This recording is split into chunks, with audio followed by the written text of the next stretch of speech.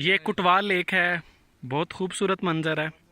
ये पाकिस्तान की खूबसूरत झीलों में से एक झील है और हम यहाँ थोड़ी देर पहले पहुँचे हैं। अभी हम इंशाल्लाह इसका पूरा चक्कर लगाएंगे और देखेंगे इसके मनाज़र को। पाक हाइकर्स कुटवाल लेक पर जी।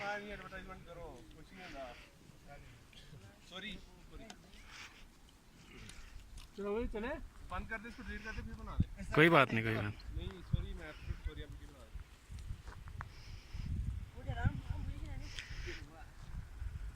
ओ जी टांग ठीक नहीं है? नहीं नहीं, वो दूध दिया है हल्दी डाल के किया, सही बताओ। हां तो फिर हम दूध दिया था, हां दूध दिया, हल्दी डाल लीजिए, हल्दी डाल दिया ना।